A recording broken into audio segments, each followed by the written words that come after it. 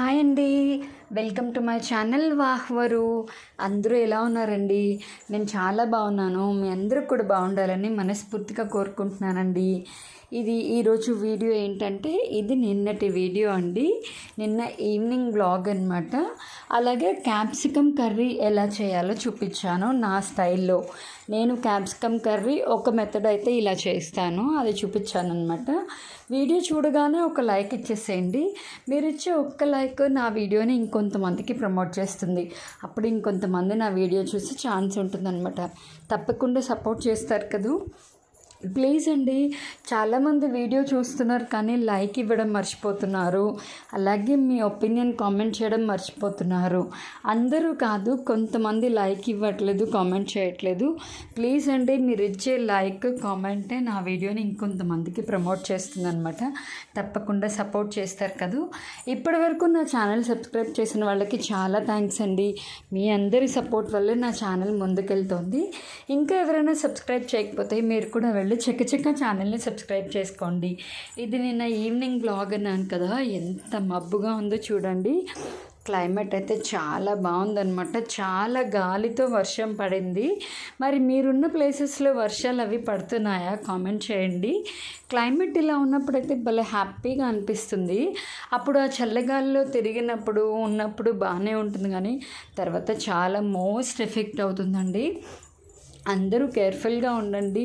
ఇలా sudden climatic changes వల్ల చాలా ప్రాబ్లమ్స్ వస్తాయి, హెల్త్ రీజన్స్. సో జాగ్రత్తగా ఉండండి. పాపం మా పక్క వాళ్ళు అయితే ఇల్లు కట్టుకుంటున్నారనమాట. ఇసుక మొత్తం మా ఇంటి ముందు వేశారు. తర్వాత వాళ్ళు అలా కవర్ అది పెట్టుకున్నారు. ఏంటో వాళ్ళు ఇల్లు మొదలుపెట్టినప్పటి నుంచి ఏదో ఒక ప్రాబ్లము, వర్షం పడడము, సంథింగ్ అవుతుంది. బట్ ఇంకైతే వాళ్ళు అలాగే కానిస్తున్నారు. మా ఇంటి ముందు మట్టి వేసుకున్నారు. మరి పాపం వాళ్ళకి ప్లేస్ లేదు కదండి. పక్క వాళ్ళు ఉన్నప్పుడు అందరం ఒకే చోటు ఉండటంలో కోఆపరేట్ చేసుకోవాలి కదా. సో అదనమాట.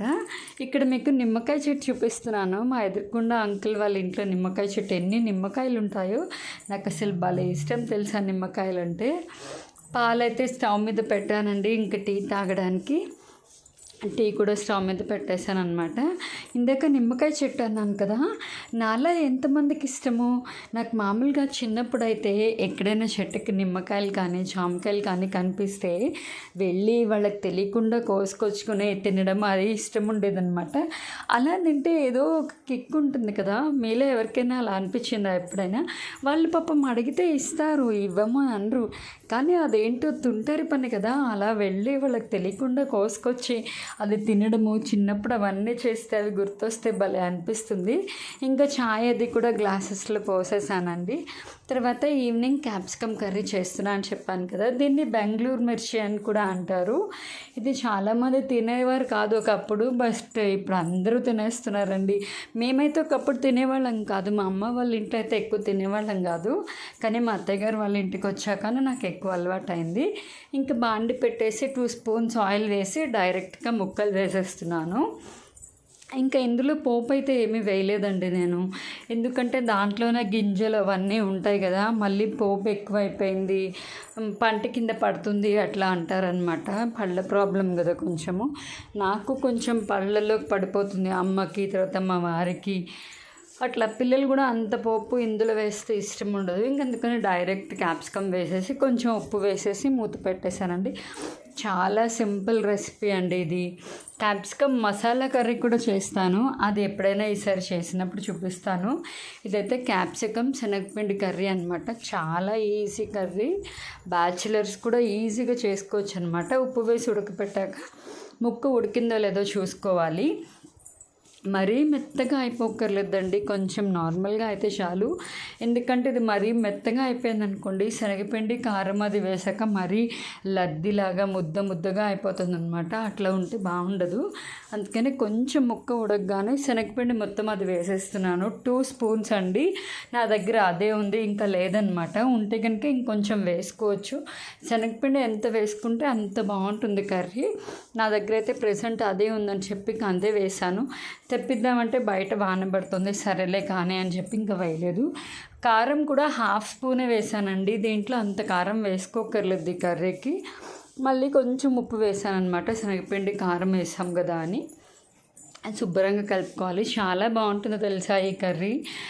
చేసుకోవడం విధానం చాలా సింపుల్, తినడం కూడా చాలా బాగుంటుంది. ఒక 15-20 మినిట్స్లో అయిపోతుందండి ఈ కర్రీ.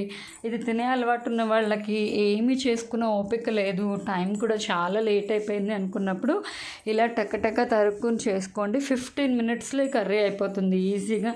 మనం అక్కడే ఉండి చేసుకుంటే కనుక చాలా బాగుంటుంది. ఒకసారి ట్రై చేయండి. క్యాప్సికమ్ అంటే ఇష్టం లేని వాళ్ళు కూడా ఈ కర్రీ తింటే నచ్చుతుందనమాట, మీకు చాలా బాగుంటుంది. ఒకసారి ట్రై చేసి మీకు నచ్చిందో లేదో నాకు కామెంట్ సెక్షన్లో కామెంట్ చేయండి. అక్క మీ రెసిపీస్ అన్నీ చూపించండి అంటున్నారని చెప్పి ఎవ్రీడే ఏదో ఒక రెసిపీ పెడుతున్నానండి. తెలియని వాళ్ళు ఇగ్నోర్ చేయండి, తెలిసిన వాళ్ళు ఇగ్నోర్ చేయండి, తెలియని వాళ్ళకి తెలుస్తుందని పెడుతున్నాను. నేను చేసే రెసిపీస్ నా స్టైల్లో ఎలా ఉంటాయని పెడుతున్నాను అనమాట. మీకు నచ్చితే కనుక కామెంట్ చేయండి. వీడియో కూడా ఇంక అక్కడితో ఎండ్ చేసేసానండి. నేను ఎప్పుడు చెప్తాను కదా, నా వీడియోస్ కనుక మీకు నచ్చితే లైక్ చేయండి, షేర్ చేయండి, కామెంట్ చేయండి, సబ్స్క్రైబ్ చేయండి. పక్కనే ఉన్న గంట సింబల్ని టంగమని కొట్టండి. నా వీడియో నోటిఫికేషన్స్ అన్నీ మీకు వచ్చేస్తాయి. అప్పుడు నేను పెట్టే ప్రతి వీడియో మీరు వెంటనే చూసేయచ్చు. ఓకేనా? ఈ వీడియో అయితే ఇంతేనండి. మళ్ళీ నెక్స్ట్ వీడియోలో కలుద్దాము. Bye bye.